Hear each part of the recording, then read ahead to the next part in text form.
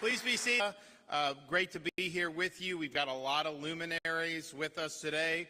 We've got our Department of Environmental Protection Secretary Sean Hamilton, our Department of Education Commissioner Manny Diaz, our Secretary of Florida Department of Transportation Jared Perdue. We've got a number of state representatives. We have Senator Jay Collins from this is your district, right? This is where we're at. Jay Collins, and then we've got Representatives Gonzalez-Pittman, Jocks, Maggard, Steele, Yeager, and Temple, and I want to thank them for all their hard work.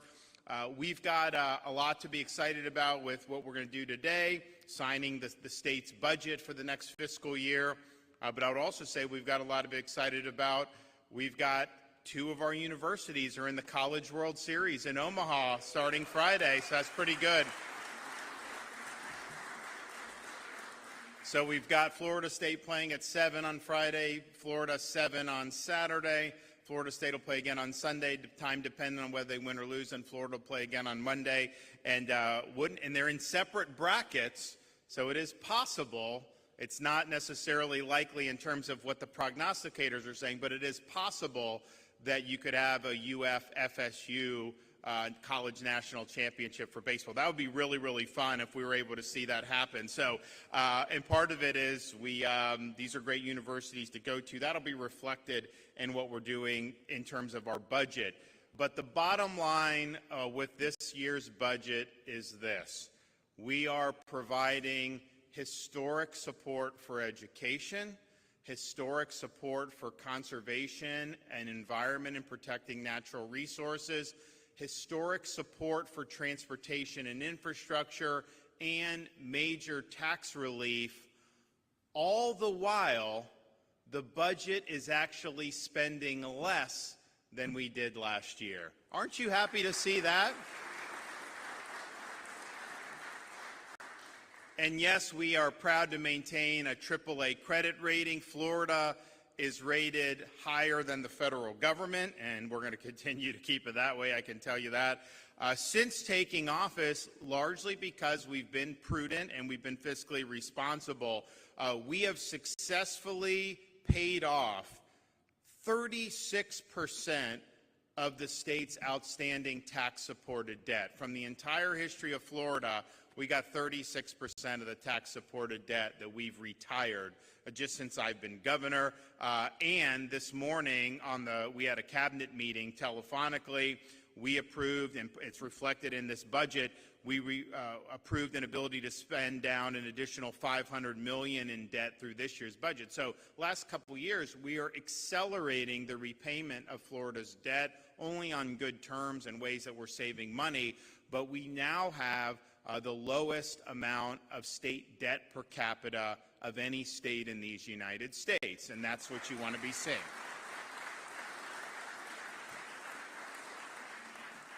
So the top line budget, similar to last year, is $116.5 billion, a little less than what we did last year because I thought it was important. And I told the Speaker that we want to hold the line. We don't want to see, I know our population's boomed, I know we've had a lot of inflation, but holding the line, doing the big things we need to do, but then making sure we're putting money in reserve. And this budget, so to get to that point where we're reducing spending year over year, we had to wield the line item veto authority. So we did close to $1 billion worth of line item vetoes. And part of that is just a reflection of we wanted to keep the budget within a certain parameter. Some of the stuff I don't think was appropriate for state tax dollars. Some of the stuff you'll see are things that I support, but we have actual programs for. So for example, some of the wastewater projects that were line itemed, those are eligible for our wastewater grant program. We're doing $500 million a year set aside with the money that we got from the gaming with the Seminole Tribe, and actually it may end up being more than that because the money's coming in pretty good. So all those needs will be met. We wanted to go through that. But that is, and look, the governor, we do the veto. When I became governor, the record, I think, had been $800 million in vetoes. A couple years ago, we did $3.3 billion. That was 3% of the budget. And we did that because we're like, you know what? A lot of these were massive expenses that didn't need to happen. And I want to make sure we're paying down debt. I want to make sure we're having big budget surpluses. I want to make sure that, I think we now, Chris, have we quadrupled the rainy day fund? Definitely tripled it since I've been governor. We've at least tripled the rainy day fund for the state. And there's many more reserves on top of that. So after doing the vetoes, we're spending less overall than we did last year, and that's yielding over $17 billion in surplus reserves, which is huge. When I became governor, what were we, $5 billion in reserves? And we actually have had more than that like the last couple years. But I was just like, honestly, what are we going to do with all this money? So we did $2.5 billion in tax cuts last year. And we did Moving Florida Forward, where we're accelerating infrastructure projects. So we took billions of dollars, we front-loaded it. So now some of these projects in Tampa, Orlando, that we're going to not even start till next decade, those are starting sooner. They're going to be done 7 to 10 years ahead of schedule. So that's a good use of resources, especially when the state is growing. So less spending than last year, record investment. This is the most we've ever spent for transportation and infrastructure, for building roads, doing all the things that we need to do. This is the biggest amount of money we've ever provided for education, K-12 education, our scholarship program, our public universities. All of that has set a record. Massive amounts of support for environmental stewardship, conservation, all the things that we've done so well on in Florida over these last 5.5 years. And yet, we're doing $1.5 billion in tax relief, including almost $500 million in toll relief. This is the second year we've done the toll reductions. So your commuters, you go through, they're pinging on your pass. At the end of the month, once you hit a certain amount where we know you're not a commuter, when we know you're a commuter and not a visitor, because we want the visitors to pay, that's fine.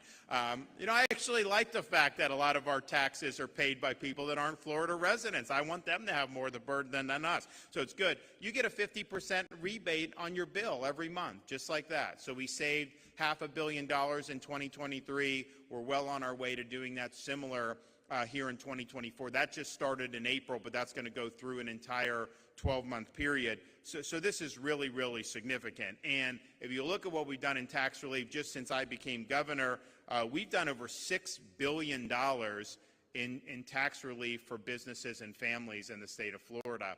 And that's hard to do when you don't have an income tax. Now, I'm glad we don't have an income tax. We're not going to have an income tax. But that's like the first tax people cut when they cut taxes. So we've had to do different things.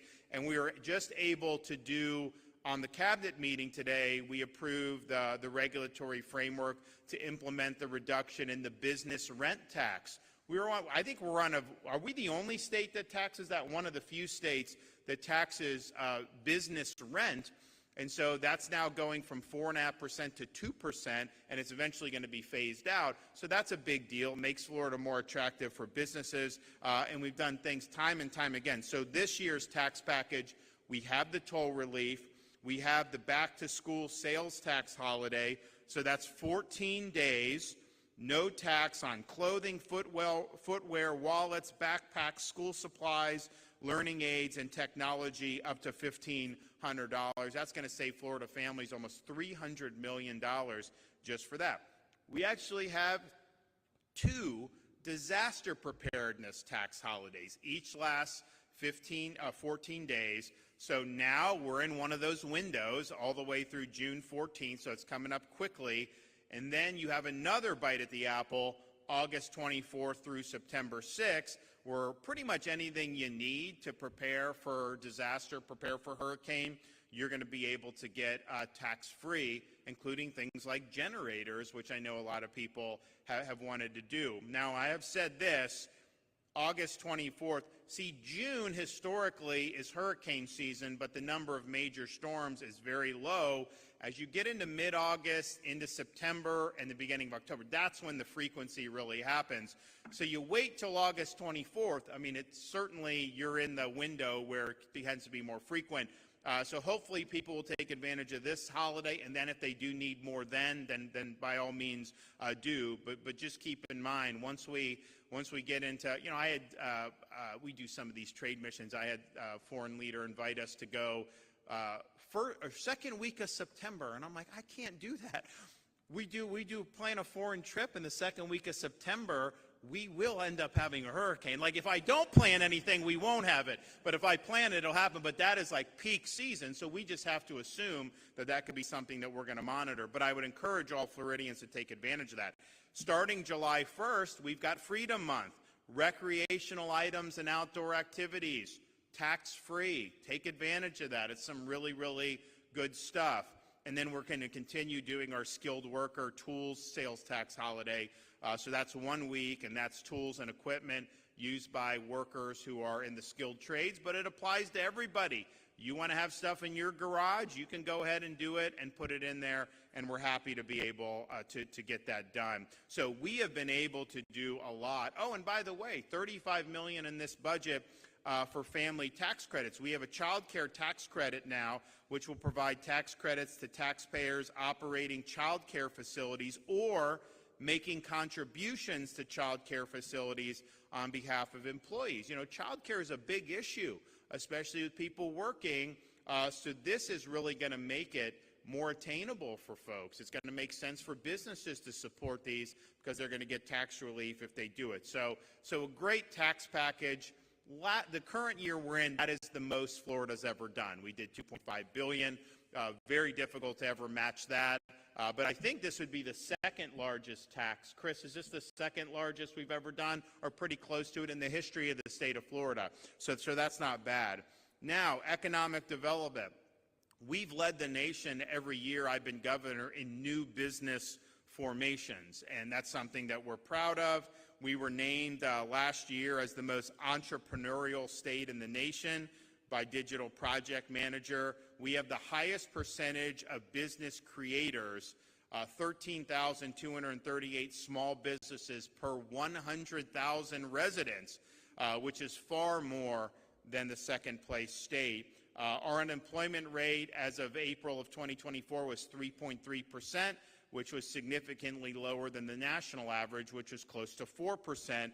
And our statewide unemployment rate has been lower than the national rate for 42 consecutive months. So we're outdoing the nation, and that's because we have better policies than what they have throughout the rest of the nation. Now, our private sector job growth has increased by close to 250,000 jobs from April 2023 to the present. That's a growth rate of 2.5%, which is higher than the national growth rate of 1.6%. So significantly outpacing the nation. And as of April of 2024, Florida employers have added jobs for 46 of the last 48 months. And this is facing a lot of headwinds, particularly with Biden inflation. You have a lot of other problems that we see that the federal government is doing it. So we're excited about that. Now, what this budget does, it allows us to help facilitate some of that economic activity. And one of the things I've been able to use is the Job Growth Grant Fund.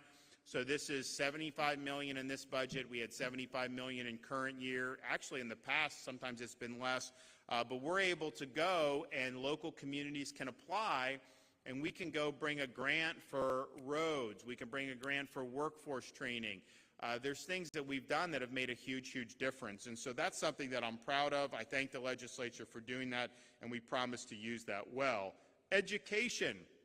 We're ranked 2 years in a row #1 in education in the United States, and we've been ranked #1 for higher education for our public university system for 8 years running. We're ranked #1 in education freedom for the second year in a row. We're ranked #1 for parental involvement in education, I think every year since those rankings have come out. And we're going to continue to lead on education. So I highlighted on Monday down in Miami, this budget will include $1.25 billion that can only be used to increase teacher salaries. No money to union, no money to bureaucracy, only for teacher salary increases, and that's more than the state of Florida has ever done. Current year, we had $1 billion in that categorical. Now it's up by another $250 million. So that's a huge, huge deal. And, you know, what I found with this and looking what other states have done, you know, it's not enough to say, oh, we're giving money for education, because what happens is districts and unfortunately these unions can haggle over this, and they basically try to benefit themselves. So you can increase funding for education, and unless you mandate that some of that goes to teachers, some of it doesn't even go to teachers. Sometimes they never do anything for teachers. So this has to go. That's the only thing they can do. And I would point out, we have paycheck protection now, so there's no automatic deduction of school union dues. You can have more money in your paycheck. You don't have to write a check to school union if they're not serving your interests. And I would note there were school unions in this state when last year's categorical came out of $1 billion. That money was there. The teachers were going to get more money. They were withholding that in negotiations to try to use that for leverage for other parts of their agenda. I tell you, if you're looking out for the best interests of the teachers, you'd have gotten that money in their pocket on July 1st as soon as it became available. It's not what some of them chose to do. They chose to delay. So this is $1.25 billion. It's got to go to teacher salary increases, and I think they need to do that sooner rather than later.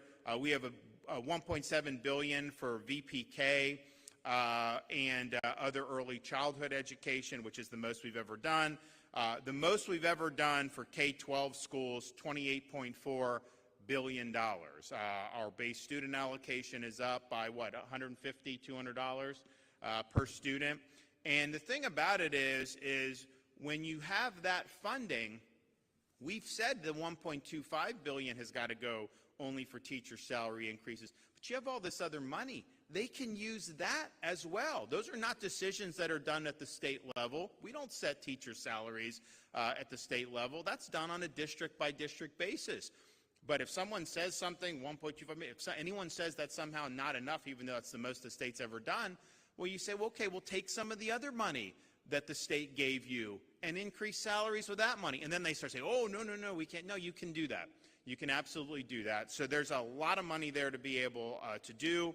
And then, of course, our college system and university system, $1.7 billion funding for Florida colleges, $4.1 billion for our top-ranked state university system, and then $130 million in funding for nursing education programs. So we launched this a couple years ago because when COVID hit, you started to see a constriction in the availability of nurses. I think this was brewing before that, but that really took it to the breaking point. So we said we're going to make sure that we do this. So I don't think any state has done more to expand nurse training for nurses and pathways for people that want to become nurses than the state of Florida has done, and we've done that. I mean, honestly, it's gotten to the point people knew we're interested in nurses that they're sprinkling all this stuff in the budget. I'm like, well, wait a minute, I've got all this over here. Then they're like, oh, this person wants to do nursing training, this person. But we have done a lot in these last few years, and I think you'll see it. That will pay dividends for the state for many, many years to come. We've also, this is not our first rodeo with respect to making sure that we're standing against anti-Semitism in education, but in light of October 7th, I think we've seen the threats increase, unfortunately, across the country, although we don't let Hamas take over our universities in Florida. We kick them out if they try to do that. But we have $20 million in funding for security at Florida Jewish day schools, so that's a huge increase of what we've done in the past, and we're happy to be able to do that. We also have money, over $7 million in funding to various Holocaust memorial and education centers around the state, which is something that I think we need that given what you see going on at places like Columbia and all this. You know, you wonder, what are they teaching these students? I know a lot of them aren't even students, they're just activists, but still it's been very, very disappointing to see what's going on.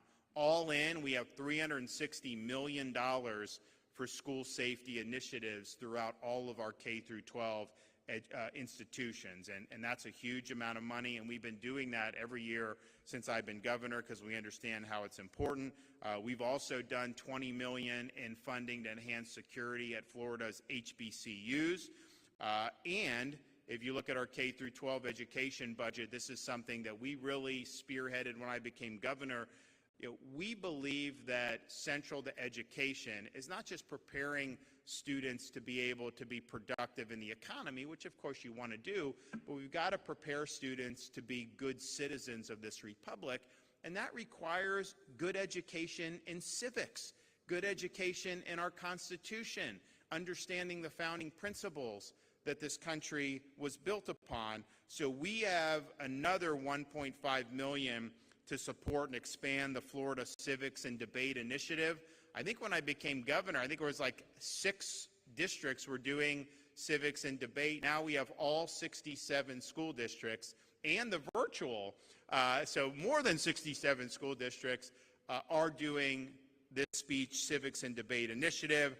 We have $6 million for civic literacy and civic professional development initiatives, and then $10 million for what we've called the Florida Civic Seal of Excellence program. So what we said was, yeah, we can sit here and say how important civics is. We can require high school students learn certain things, but you got to have teachers who are well equipped with this and know which direction that we want to go. And the fact of the matter is, most universities in this country, if you want to pursue a vocation and understanding American history, but particularly the founding period, that is not something that a lot of these universities are embracing anymore. They've turned their back on really the whole Western canon, but certainly the founding fathers. A lot of these universities treat them as villains. That's not how we do it in Florida anymore. I mean, it probably was done in the past. So we've really done things. New College in Sarasota, Hamilton Center at UF, all these things. Adam Smith Center for Economic Freedom down at FIU. All these things are great, but the reality is we want to make sure that our civics teachers have the foundation that even if they were diligent in this field in college, probably didn't get what they needed to get. So we created a 50-hour training course. Teachers that go through it earn the Civic Seal of Excellence, and they get a $3,000 bonus. And I think the approval rating of the course is like 90-some%. Because we brought in scholars from Hillsdale College, Heritage Foundation, all these places to talk about, okay, how did this country come to being? What were the ideas that went into the formulation of our Constitution and our Bill of Rights and all the other important periods since then? So I'm proud that that program is continuing, and that's going to be 3,000 more teachers are going to go through our Civic Seal of Excellence program.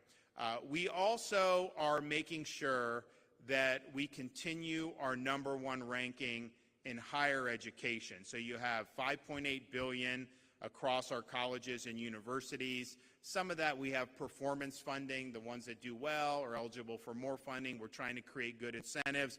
But one of the things we said was, because people will complain about some of these loony college professors, and it's like, why is that have to be the case? Why do you need to have that? That's not serving the best interests of Florida.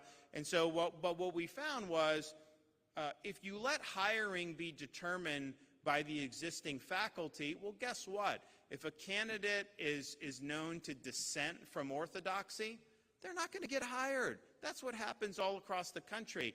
So he said, we want to be able to empower our university presidents and our university board of trustees to recruit directly great scholars from around the country. So now you can have the president at USF, you can have the chairman of the board at USF go to Princeton and say, you know what, we got a great history professor, why don't you come to Tampa? And then they can offer them a good salary. So we have $100 million in this budget for faculty retention and recruiting new college faculty.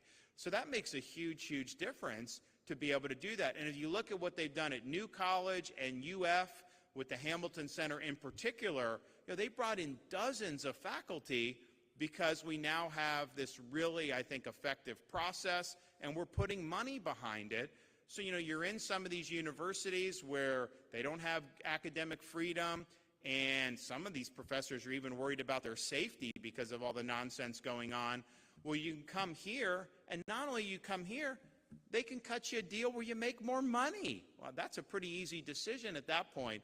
So I'm excited about that. I think it's really, really good, and I think it's going to who was being hired at some of these places, 10 years ago, some of those people wouldn't be able to be hired in our Florida universities now because the bar has gone up, I think, in a way that's been very, very positive. So we want to keep that momentum going.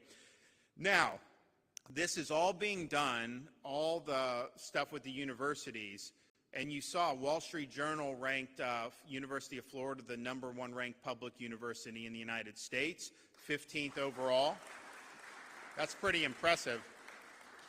It used to be, I mean, the only #1 would be like basketball and football, and now to be #1 in America, you know, you're talking about like Michigan, Berkeley, schools that, I mean, have a long pedigree. So that's really, really exciting. But we're doing all this investment with no tuition increases for years. I mean, it's been no one can even remember when there's been a tuition increase. And since I've been governor, the amount that tuition at our state universities has gone up has been zero. No increases in tuition. So $6,300 is the average tuition at our state universities for Florida residents. And we fully fund Bright Future scholarships in the budget, so if you're a top-performing student, you don't even pay any tuition. If you're top-performing but maybe just a cut below some of the scores that are required, you get 75% off your tuition. So we've made it, even with Bright Futures, obviously anyone can handle that at that point, but even if you don't qualify for that, you can get a part-time job and pay $6,300 in tuition. That's attainable. You can't get a part-time job and pay $75,000 for tuition like you have at some of these schools across the country. And I was talking with some of these guys who were in, kind of big power positions in like New York, and this was interesting because they were talking about what's going on in Columbia, Harvard, all these places. They're like, the hell with it. People aren't going to send their kids there. They're just going to send them to Florida. And I'm like, yes, exactly. So I think you're starting to see big changes in all this nationally, and how our whole higher education system is looked about. And I think it's been very positive. But as a Florida resident, you can go. I mean, I think it's harder to get into these schools than it used to be. I tell you, when I was in high school, it was a lot easier than it is now. So there's a lot of competition. But man, to be able to go and effectively be guaranteed to graduate debt-free, that is a huge thing. And oh, by the way, for all you Floridians that are grandparents qualify for in-state tuition for their grandchildren. So you may have family in Michigan, grandkids in Michigan or Ohio or New York or wherever. Just know that if they want to do a state university, they can qualify based on your residency as a grandparent. I actually had a mother and her daughter come into the office. They were out of state, and I knew them from other endeavors. And was talking about the grandmother living in Florida. I was like, well, you get in-state tuition. They're like, well, I don't, they didn't approve it. I was like, no, we're going to approve that. And because you're right, it's an entitlement that we do that. So that's really exciting. So no tuition increases and in-state tuition for grandchildren. Show me another state that can beat that. I don't think you can. Now, as much as I'm proud about what the universities have done, and I think we have a lot more that we need to do, not everyone needs to go to a 4-year college to be successful. And the thoughts over many years where people would say, oh, if you're not going to college, you're not going to be successful. That's not true. There's different pathways to success. Certainly people that have gone deep into debt with degrees that really aren't worth much, that's been a millstone around their neck. So we've put a big emphasis on workforce education. This budget has $765 million to support workforce education throughout the state of Florida, including close to $500 million for high school programs that are focusing on workforce, and those have been very successful. So we want to continue to do that because I think it's really important.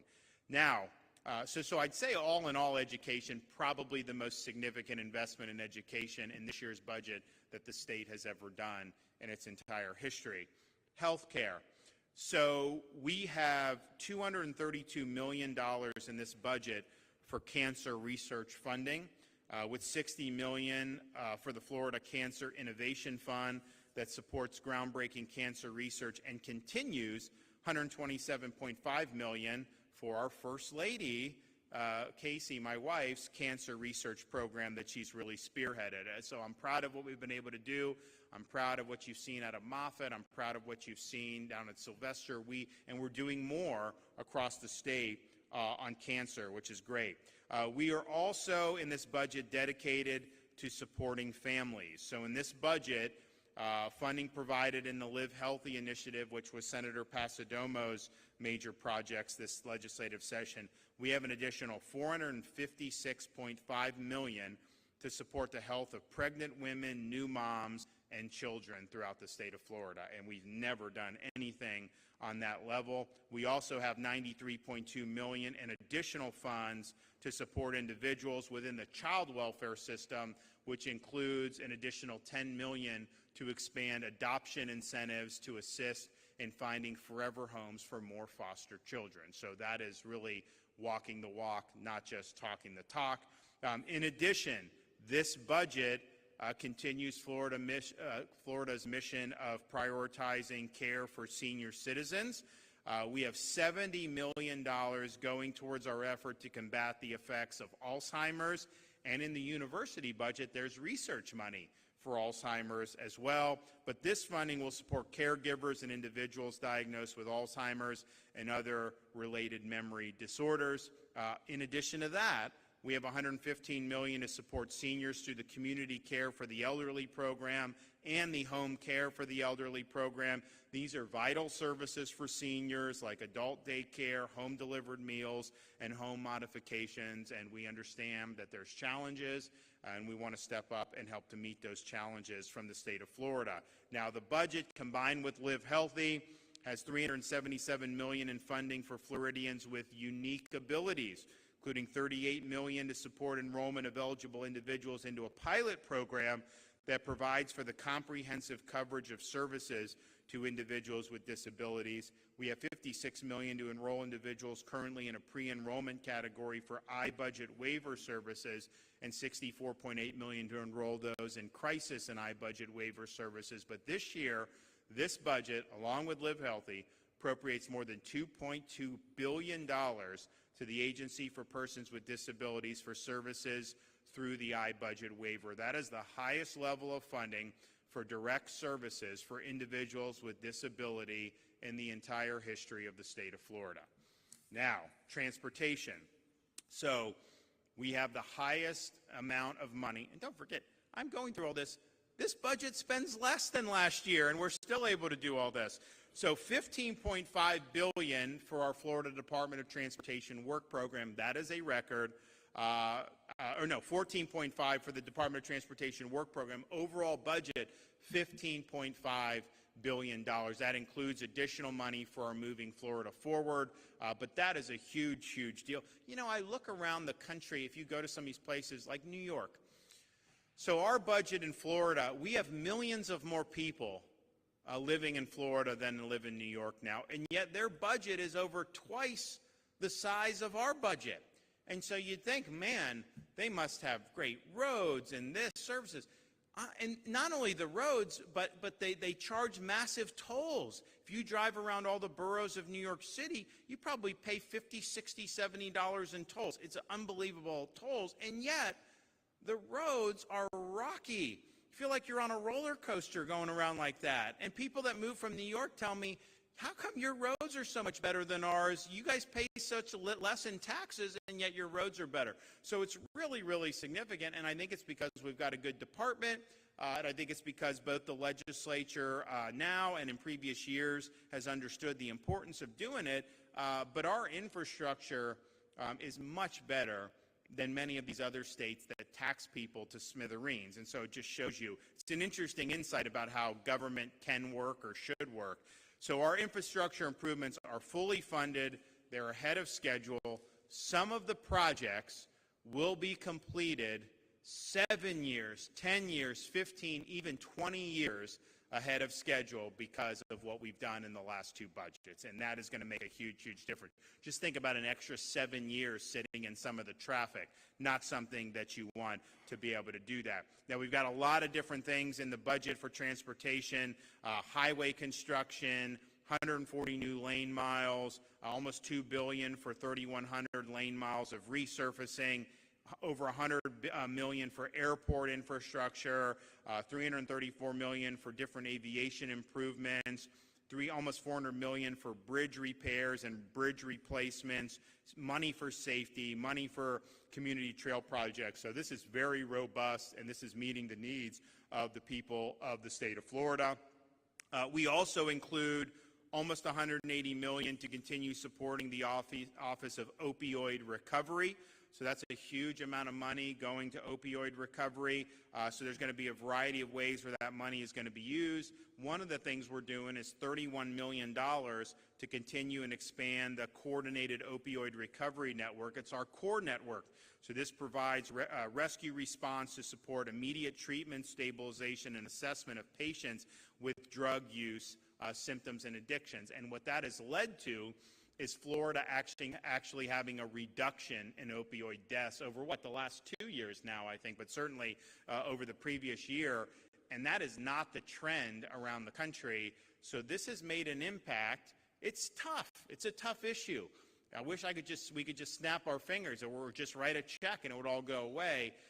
But this is something that's innovative. We've now expanded this to, I think, close to 30 Florida counties. It started in Palm Beach, and then we expanded from there and expanded even more. So lives have been saved as a result of that, and that ultimately is what it's all about, showing the metrics. So we like the direction it's gone. It's tough. It's really, really tough, but we've shown progress, and that's very, very exciting to be able to do. We're also supporting law enforcement and their mission to combat opioids. Part of that is we have people coming across the border that are dealing drugs in our communities. We've had tough penalties on that, but also the response if there's an overdose to be able to save somebody. We've invested a lot of money in that over the years, and I know that that's done a lot to save lives.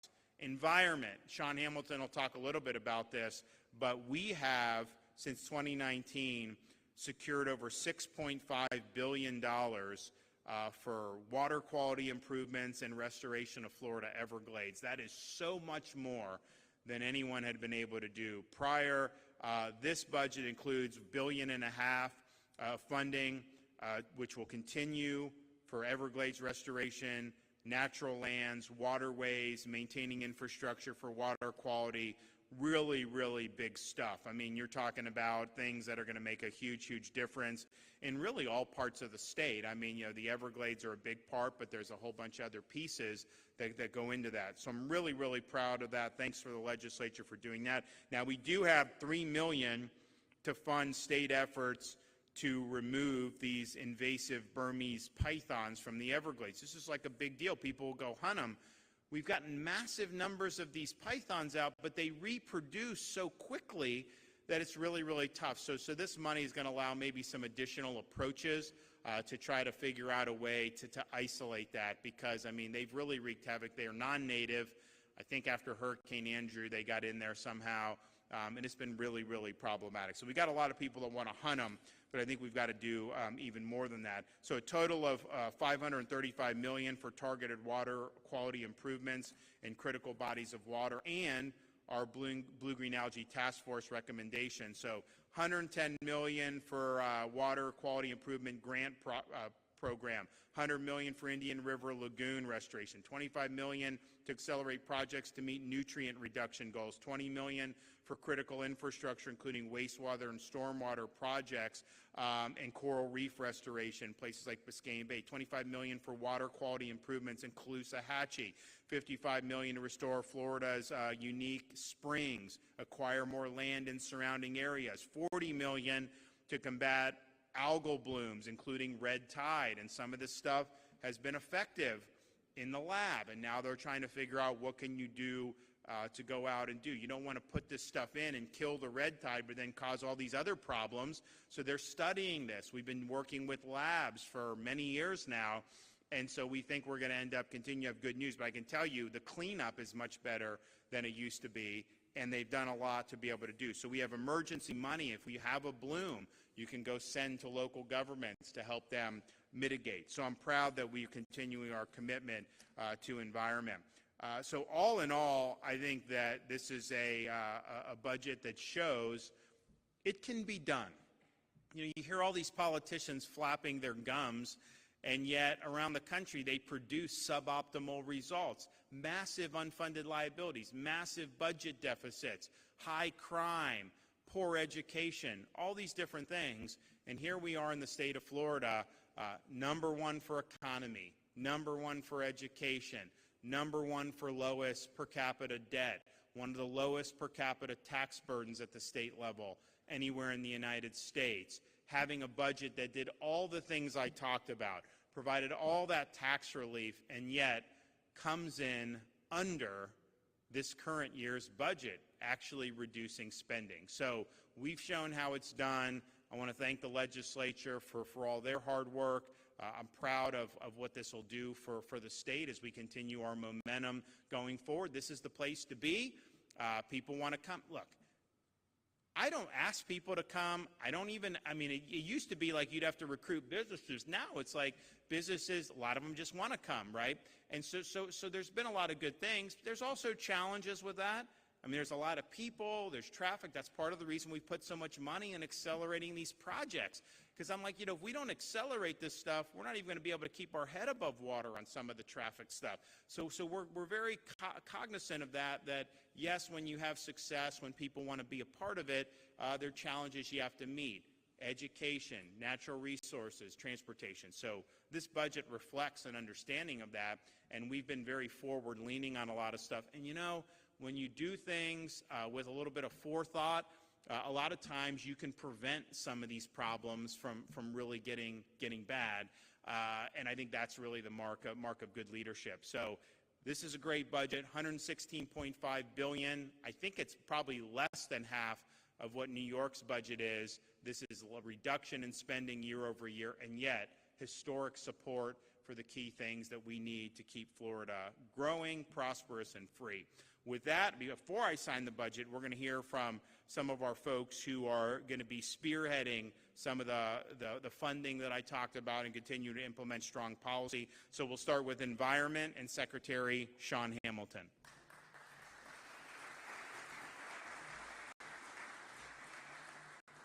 Thank you, Governor. Good afternoon again. I'm Sean Hamilton, Secretary of the Florida Department of Environmental Protection. And it's fun being on the plane with other secretaries because we get to argue who the governor's favorite is. And so we tend to have that fun. But in all seriousness, I want to first of all thank the governor for his continued commitment to the environment. It has not wavered, and it has shown every step of the way with all of his actions and his support. Again, Governor, thank you for your commitment. All right, first, the governor talked a little bit about this, but I do want to go into details. We are definitely maximizing the investments to improve our water resources across the state and into the future. And so since 2019, the governor mentioned this, but I think, again, I feel like we get a little lost in understanding we're talking about billions. A $6.5 billion investment to advance Everglades and water quality. Again, I don't know if you've been around long enough to understand what that means, but it's significant in creating the momentum we need to improve our natural resources. And so in the Florida's focus on Florida's Futures budget this fiscal year, we got $1.5 billion dedicated for Everglades restoration, and $850 of that is specifically for Everglades restoration. And I know the governor, it's interesting, right? When you break a record, it's not the same when you're breaking your own record, right? It's not quite the same, but it's important to note that the record being broke is the largest investment in Everglades history this fiscal year coming up. And that is amazing. And for the folks who have to deliver those projects, that will create the momentum that you continuously see as we see projects are completed and cross the finish line. But we're not stopping there. Obviously, the governor mentioned water resources across the state are important, and it requires continued and strategic investment. And so you're seeing over $500 million earmarked for those targeted water quality projects. Again, things are going to go to work in your communities, coupled with your dollars to make difference for your local communities. And so we'll continue to focus on that and deliver on those projects. And again, I love the fact that the governor talked about these critical waterways. These are critical assets, not just for those local communities, but it's part of the state's identity, right? Our Biscayne Bay, our Indian River River Lagoon, our Caloosahatchee estuaries, all of our springs, those make up the identity of Florida. So it's important that we understand the importance of those investments. And then also wanted to mention our resilience. I know the governor talked about hurricane season, and I, like the governor, will not take any trips for hurricane season. I will stay home because I understand as soon as you book that hit enter on that flight, I assure you things will change. And same thing, we face unique challenges here in Florida, but the investments we've made in our resilience, over 281.5 dedicated to specific things like coral reef restoration, again, bringing our grand total to $1.8 billion since the governor's take office, investing in improving our infrastructure. And that's a big deal when you consider the unique challenges we face. And I think depending on where you are, this hits home too. $50 billion for beach restoration and improvement, one of the frontline defenses, right, for as we think about some of our storms. And last but not least, and the governor talked about this because this is something I'm really excited, because if you think about our natural resources, all that we love, our state parks provide us all a unique opportunity to connect to what we hold dear here in Florida. And so since the governor's commitment to state Florida's, we've been able to make more investments in our state park infrastructure in any time in its history. And with that, that also comes with a commitment to acquire additional conservation lands to add to those parks and make sure we're protecting those resources but providing those outlets. But one of the things we're excited about is the land acquisition. Since the governor's taken office, we've acquired over 265,000 acres of conservation land. That is 6 times more than the previous 4 years combined. And again, it's hard to understand and contemplate the momentum that we're seeing, but again, because of the governor's commitment and the support from the legislature, we are making a meaningful difference. And then one of the last things I'd like to close with, because the governor talked about citizenship, I think it's important to understand, and Governor, I don't even know if you know these numbers yet, but because of your Get Outdoors initiative focus and the Memorial Day weekend, we had over 500 million people come to the Florida state parks in one weekend. That's over 120,000 more than the previous weekend. So it's that type of focus, that commitment, while it's always so important to understand the value of that resource. So in the coming years, we're excited to answer the governor's challenge to make sure that we make investments in our state park, find ways to make sure folks are connecting with those natural resources. So we look forward to continuing that challenge. In closing, I just want to thank the governor for his continued commitment to the environment and staying true to his promise to make that one of the most meaningful priorities of his administration. Thank you, Governor.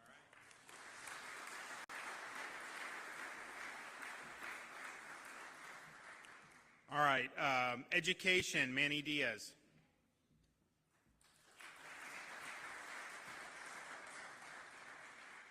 Thank you, Governor. It's great to be with you here to see you sign the Focus on Florida's Future budget. The name of this budget fits exactly what the governor's focus has always been, which is ensuring the state funds are invested in smart and thoughtful ways to pave the future for the state of Florida. There's a lot of positive things in this budget. Maybe I'm biased, Governor, but I think the education investment is the shining star of this budget. Earlier this week, I had the opportunity to be in Hialeah with Governor DeSantis as he announced his commitment of $1.25 billion dedicated to teacher salary increases. This funding is historic, and it's an increase of over $200 million over the current year. But the important thing I want to highlight here is since the governor has been in office, he took on this challenge of creating this dedicated fund specifically for teacher salaries, directed at teacher salaries. And that investment is over $4 billion in the time that he has been governor. The teachers union had a hard time understanding how to read the budget following the press conference last Monday, but let me clear it up for them. Florida's making record investments in education without giving in to your politically driven agenda. Under Governor DeSantis' leadership, we've remained steadfast in our commitment to education, to our teachers, students, and their families, despite the noise from politically driven unions. The facts speak for themselves, and I know the governor said it, but I like to hear it over and over again. Florida ranks #1 for education 2 years in a row, according to U.S. News and World Report, 8 years in a row in higher education, according to U.S. News and World Report, #1 for 2 years in a row in the Parent Power Index by the Center for Educational Reform, and #1 2 years in a row in educational freedom by the Heritage Foundation. These achievements don't happen by accident, It is the bold leadership of Governor DeSantis and the policies enacted by our legislature and our governor. Again, I want to thank our governor for the hard work he's done to put Florida at the top in education, and I want to highlight some of those key investments. The governor spoke earlier about the $1.25 billion for teacher salary increases. The governor is investing a record amount in per-student funding, an additional $1.8 billion for the Florida Education Finance Program over the current year. This investment means that the 24-25 year will have an investment per student of $8,959. That's a per student increase of over $1,000 since the governor came into office. And it's important to highlight that, as the governor talked about, there are these dedicated funds that now he's put in over $4 billion for teacher salaries. But the districts have flexibility within those other dollars to go ahead and make that commitment to teachers, and we expect that there be no delays and that those dollars be in teachers' pocketbooks immediately. To ensure that our youngest students have a strong educational foundation, the governor approved $438 million for the voluntary pre-K program. To support school safety, the governor approved $570 million for school safety, which also includes mental health because it goes along with our school safety component. Both the legislature and this governor have been committed to keeping our kids safe in school, and that includes $290 million for the Safe Schools allocation. That is an increase of $40 million over the current year. $180 million for the mental health allocation. That is an increase of $20 million over the current year. $20 million for security funding for Jewish day schools, as the governor mentioned. $20 million for facility hardening grants to keep our HBCUs safe and secure. Since 2019, the governor has made record investments in workforce education, and the focus on Florida Future's budget includes $1.8 billion for workforce education, bringing the total invested in workforce during the governor's time to $8.5 billion. So this is a governor that not just talks about this, but is actually putting his money where his mouth is, along with the legislature, to make these investments. And that includes $130 million for the pipeline and line nursing programs, which continue to be very successful, and $100 million for the workforce development cap grant. And that allows our state colleges and school districts to partner to create workforce programs to meet the demands. As the governor said, many businesses are trying to come to Florida. Many industries are growing in Florida. The biggest demand is on the workforce. So the investment from the state part is incredibly important to be able to create that training for that workforce so that those companies can continue to thrive here in Florida. I'm proud that I work with a governor that puts education on the forefront, and he continues to be the education governor, and Florida continues to be the education state. I look forward to continuing this momentum, and I know the governor will keep pushing next year as we go into next year's budget. Thank you.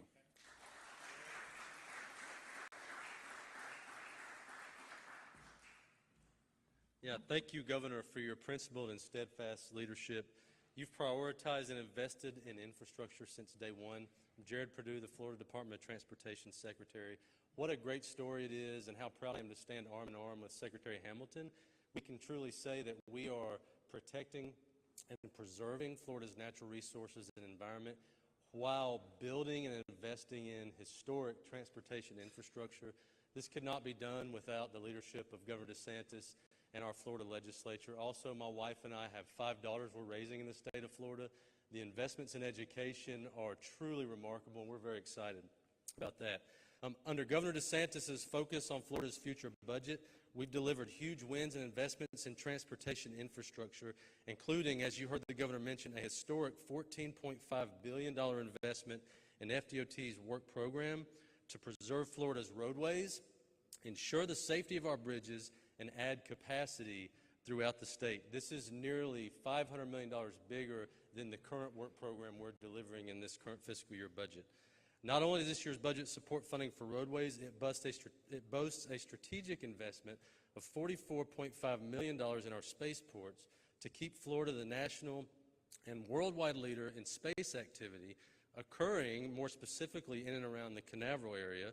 It dedicates $289 million towards our aviation industry, which is busting at the seams with passengers, and also $109 million commitment to our seaports, which are critical to Florida's robust supply chain. I was also proud to see support for an almost $10 million investment to replace FDOT's heavy equipment and machinery. This ensures our team can carry out their vital mission of helping our communities when responding to emergency events. Hopefully, Governor, we don't have to rebuild any bridges this hurricane season, but we're ready to serve and we're going to be there when our communities need us. Also included in this year's budget is $450 million for a second year of the Governor's very popular toll relief program. Just last week, we announced over $42 million in savings for commuters statewide during the first month of this year's program. Tremendously excited about that. In addition to our record budget numbers, I'm very thankful to the Governor and Legislature for prioritizing additional investment of $370 million of general revenue for the Moving Florida Forward Infrastructure Initiative. This funding also ensures the Poinciana Parkway connector can now become a reality, and all Moving Florida Forward projects will be delivered 15 to 20 years ahead of schedule. Some of the state's most congested areas are just east of here on the I-4 corridor. Many of you know it. I drive it very often. I've heard the Governor himself has been stuck in traffic there. We definitely want to fix that. It's part of the Moving Florida Forward initiative. One of the things I appreciate about Governor DeSantis' leadership is he has been a staunch advocate for innovation, cutting through red tape, and efficient government. Last year, immediately after the Moving Florida Forward initiative was signed, FDOT began working with industry partners to determine innovative ways to deliver some of the largest infrastructure projects in Florida's history, which is why today I'm also excited to announce that innovation has paid off and congestion relief will actually be felt in the I-4 corridor by the end of 2025 instead of 2030, which is the actual end of construction. Today, I-4 is 3 lanes in each direction.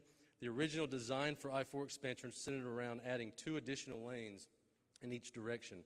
FDOT and our industry partners have recently identified a way to add a new 3rd lane in each direction, which will actually be completed within the next 18 months by the end of 2025.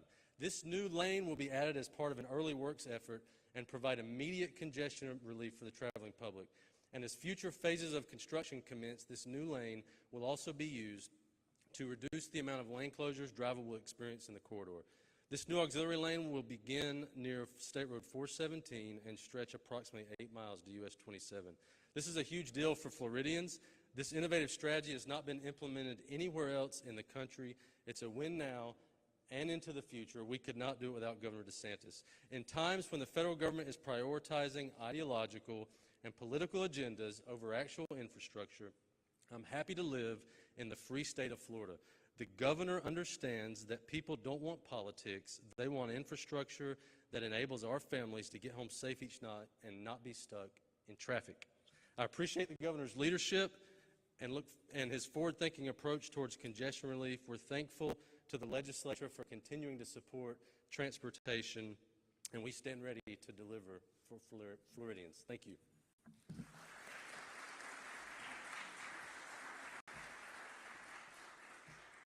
And will also help with I-4. You know, when Disney had their own government, they controlled it, you know, they didn't put in with the money. Now you're going to start to see that district under new leadership govern itself in a way that everyone's going to be chipping in to make sure that the infrastructure, even beyond the district boundaries, is smooth. And so I think that that's going to be very, very positive. Okay, well, we're ready to make it official. So everyone that's going to participate in the bill signing, you can come up, gather around.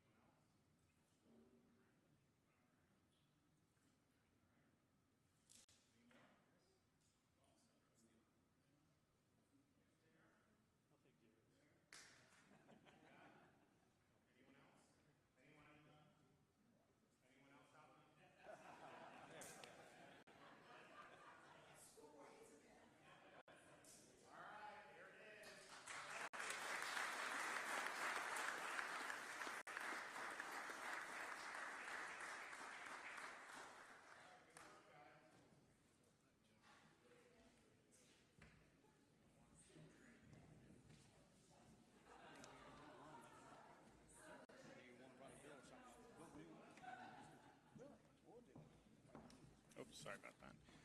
All right, well, good work, everybody. I'm really excited. It's a lot of line items there, so we were going through it, and I think, have a framework that's going to be very effective for Florida going forward. So I know we've got some more legislation that we're still processing, but I think this was the big enchilada that was left from the legislative session. So I'm glad we've got it done. I'm glad we've been able to meet the needs, but also to keep spending under control, which the people in Washington can learn a thing or two about that from us here in Florida. Okay, anyone have any questions?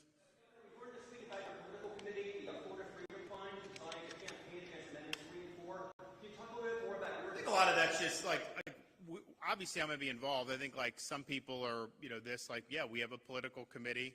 I do think that there's a number of things that are going to be important for the state's future here in Hillsborough. Obviously, you need to elect a prosecutor that is going to put criminals away and hold them accountable. And you have someone in office now who's doing that. So I think that's an important race. I think that the same race in Orlando is very important. The number one thing that have caused these cities to collapse, there's been a bunch of factors, but the minute a prosecutor goes in and wants to do political agenda and think that they're somehow pursuing social justice by releasing criminals, the quality of life goes down. The areas become more dangerous. And what they'll do in some of those jurisdictions, they'll say, oh, well, there's fewer crimes now because there's fewer reports of crime. Because if you get mugged in some of these places, no one even bothers to report it because they know nothing's going to happen. So I think those two races, are significant. And, I was just being downtown here in Tampa. If that marijuana passes, this will smell like marijuana, like when you go outside. It will, because it's written so broadly. How the court let that language on the ballot, I will never understand. You read the language, it does not do justice. The amendment language says that there can be no penalties for use or possession, civil, criminal, anything. I think it's going to be very difficult for businesses to operate without that infringing on them. I think you're going to see people, you'll be able to bring 20 joints to an elementary school. Is that really going to be good for the state of Florida? I don't think so. So this is just something where, there's not a single person in state prison for using marijuana. We have medical marijuana, and I know it exists elsewhere. But what this amendment really does is, even if you have no interest in marijuana, marijuana will have an interest in you. It's going to be a part of your life. You're going to smell it. It's going to be used in places that it shouldn't be used, and that's just the reality. It is so unbelievably broad the way it's written. So these are things that are important. And then, of course, with our budget, we've done a lot to support families and young mothers and everything, and I think that's important too. So we'll be involved. There'll be a lot to do, but it's interesting. Nobody, Florida is a Republican state. Used to be a swing state, not anymore. Now no one's even talking about it. They talk about Georgia, North Carolina, Michigan, Wisconsin, Pennsylvania, Nevada, Arizona. They talk about those states. They don't talk about Florida because everybody knows that Florida is a place that is going to vote Republican now. And oh, by the way, Hillsborough County is close to having a plurality of registered Republicans. No one thought that was possible. And I think probably by the election, I think you probably will have a plurality of Republicans, that Republicans will outnumber Democrats. That was unthinkable even 4 or 5 years ago. Your office told us that you plan to appeal the gender-affirming ruling from yesterday. So my question today, since we're talking about the budget and taxpayer dollars, why should taxpayer dollars go to this case for the appeal? Because it's wrong to mutilate minors. It is wrong. It is wrong to perform a sex change on a 16-year-old. You're not allowed to get a tattoo, but somehow you can have your privates cut off. Give me a break. This is wrong. And I would also say this has already been decided by the 11th Circuit Court of Appeals. They upheld Alabama's law, which was almost identical to Florida's law. This will be reversed. There's no question it'll be reversed. Think about it. When the Founding Fathers were creating the Constitution and when the first Congress passed the Bill of Rights, or even when they passed the Reconstruction Amendments in the 1860s, do you think a single person involved in that thought that there was a constitutional right to do this genital mutilation? It's ridiculous. Of course a state can protect children against this, and we had very powerful testimony how this is irreversible.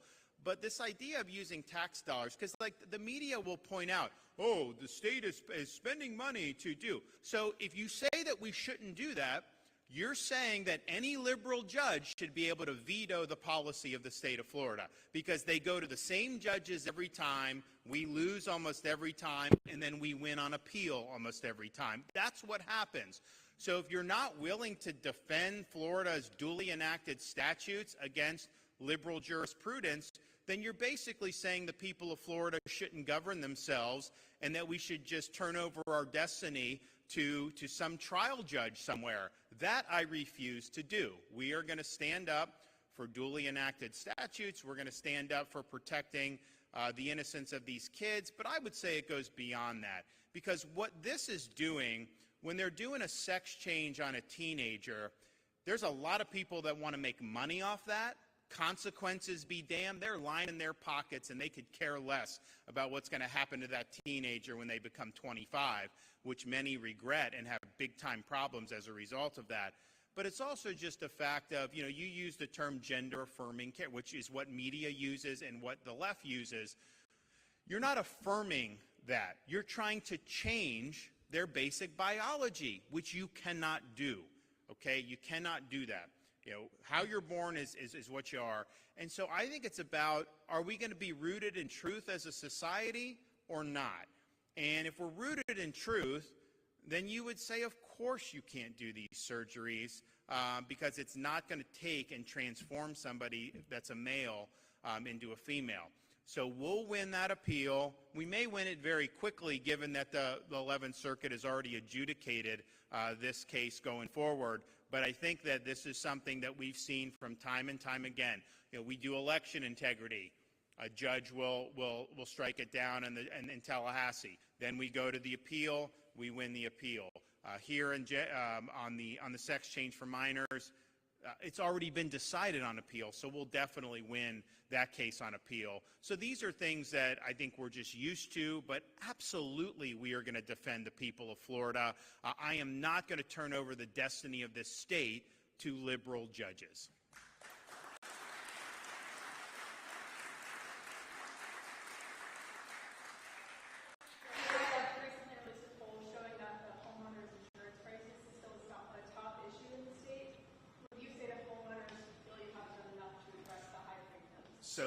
So first, the state of Florida, in just in the last couple of years, have done more than has ever been done in state history by a country mile. 2 special sessions of the legislature, and now I think $600 million for my Safe Florida Home project. But if you look, we now have 8 new companies that have come in since those reforms.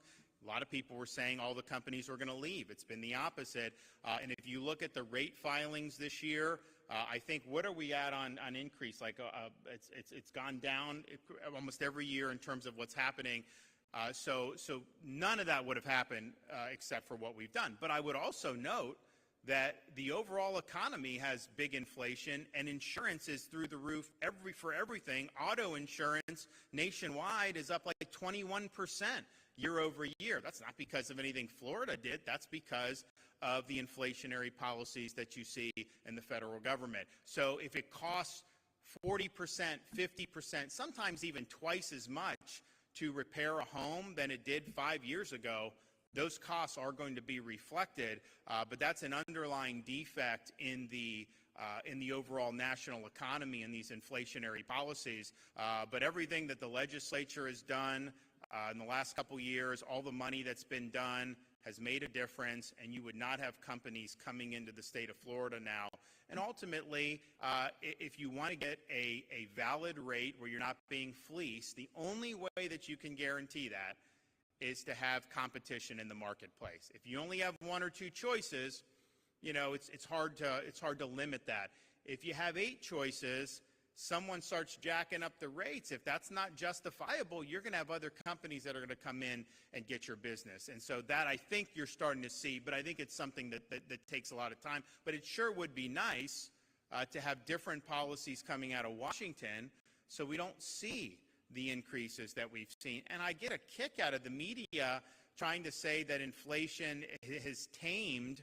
It only went up 3.2% or whatever. That's on top of all the increases for the last however many years. That's not in lieu of that. It's not like it only went up 3% over. That's in addition. So they keep piling on more and more to it, and that's been a big problem. But the companies that are coming in would not have happened had we not done what we've done. But any politician that comes and tells you that they're going to be able to just guarantee you they are selling you snake oil, because that's just not the way it works. It's a private market. There's a lot of factors that are involved that are beyond the control of what we can do. But I think what we've done has been effective. It's helped move companies into the market, and that's something that a lot of people said would not have been possible even just a couple years ago. Now, hopefully we don't get whacked this hurricane season, knock on wood. We'll be ready if we do, but I think that'd be really positive for the market if we get through without any major events. Hurricane season, our team at 10 Tampa Bay just reported on a Rebuild Florida Hurricane Irma's repair and replacement program. We learned, unfortunately, nearly 200 people still waiting for their homes. Dozens of others weren't repaired correctly. How do you respond to their concerns, and what do you hope to see going forward? What's the rebuild? What's the? I know, but how many do we have? We still. Okay. Yeah. Look, I mean, these are long-term issues. We have Michael still going on. How many do we have in Michael still? Not as much. Yeah. So we do. But I would say this. Irma happened before I became governor. Michael happened before I became governor. If you look at the response for, say, Hurricane Ian, which was a Category 5, there's still a lot that needs to be done. But they're basically where most responses would be 5 years after the storm, and not only in year 2, basically. So you still have issues that need to be addressed. Some of this stuff is long term, but we've been able, I think, to do it in a way that was been very responsive, and we've worked with the local governments to be able to do that. And again, hopefully we don't have to be able to do that going forward, but I would look to say Category 5 storm, not only in Southwest Florida, but went across the whole state.